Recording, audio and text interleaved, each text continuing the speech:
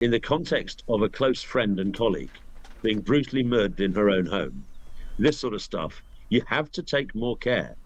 And sadly, Mr. Polanski clearly didn't take more care. Would you? Do I think he wants to have Nigel executed? No, I don't. But as I say, ignorance is no excuse in our law.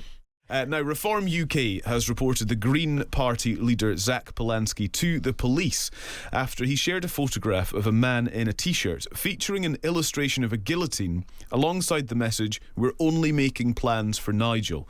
Zack Polanski since removed the post from his profile. We can speak to Reform UK Party board member Gawain Towler. It's one of those stories that is sort of almost uniquely modern age, isn't it? I should just read this for you from a Green Party spokesperson saying, after attending a public event, Zack accepted a request to collaborate on a post with several images. This is on Instagram. Once this image was brought to his attention, he immediately unshared the post. He unequivocally does not support this type of dangerous message. Gawain Towler is with us. Morning, Gawain. I suppose one should be glad for small mercies that Mr. Polanski doesn't support the execution of his political opponents. Yes. I suppose. Look, when we reported that to the police, we had not had the Green response.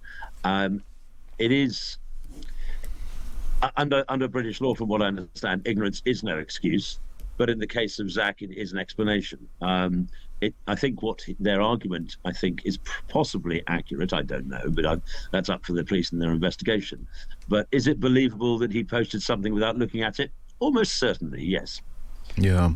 When you say it's not a good look on his part, but I think it is probably more that than the other. However, if you listen to what he said about us in the past, it's the same sort of stuff that Kate Osborne was talking about after the Berlin attack on Pride, which is an Islamist attacks Pride, it's Reform's fault. There is this sort of strange lacuna amongst some on the left where, because they think they are good people, anything they do is inherently good, no matter if it is bad. And whilst I'll leave the police to their investigations when it comes to Mr. Polanski, does his excuse seem credible? Sadly, yes, it does. He's prepared to do stuff without thinking about it. When you say that you hadn't had the Green Party statement before making a complaint to the police, would that have stopped you making the complaint to the police? Honestly, I'm not the legal department. I think the complaint was perfectly fair and valid.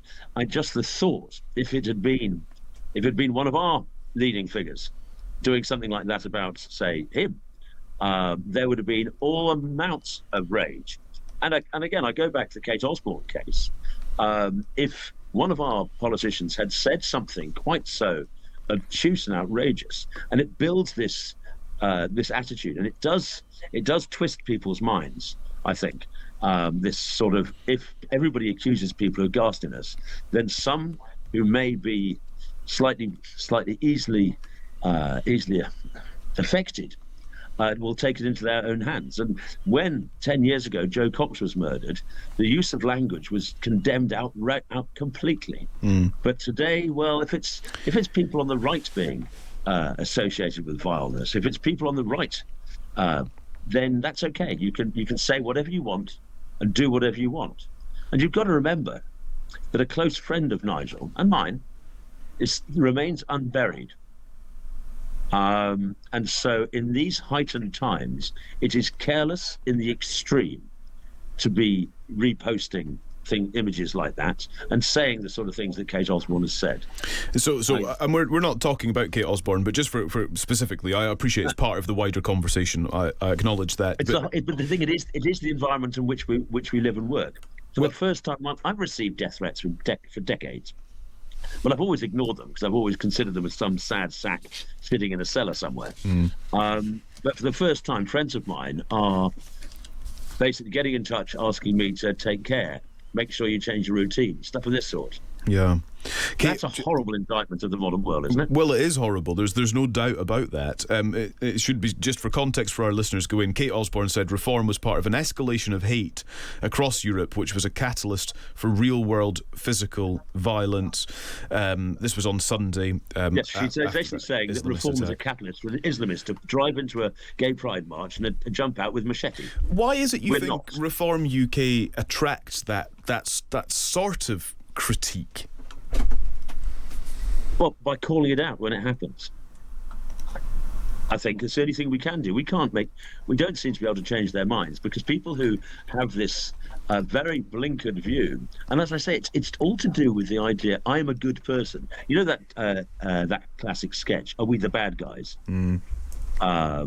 That David Mitchell sketch. Yeah.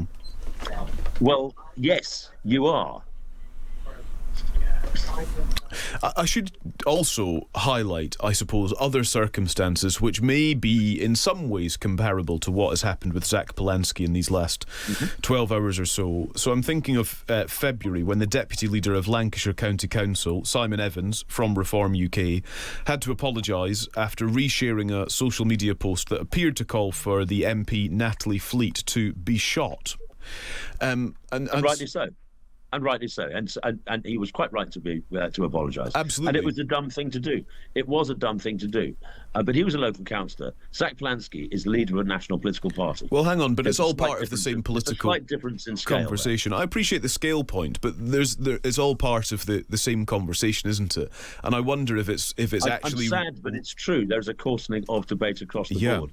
I think it is less prevalent on the right, but when it happens, we have to call it out for what it is. Yeah. Absolutely. Yeah, and I think in terms of calling it out, how does that make the situation better? Because a moment ago you said that calling it out seems to almost attract or fuel the critique of reform. No, I'm not saying calling it out doesn't attract. Oh, right, okay. It's a constant low-level hum of abuse towards reform politicians, and you've got to see it, particularly these two cases, and let's focus on the Polanski one, which is what you called me on to talk about, in the context of the death of Anne Widdecombe.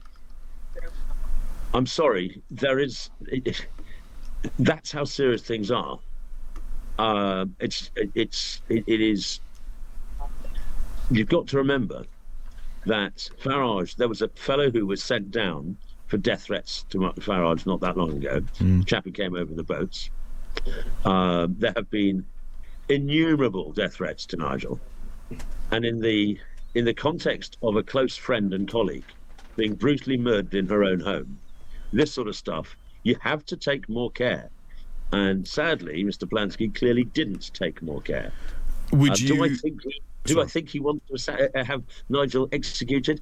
No, I don't.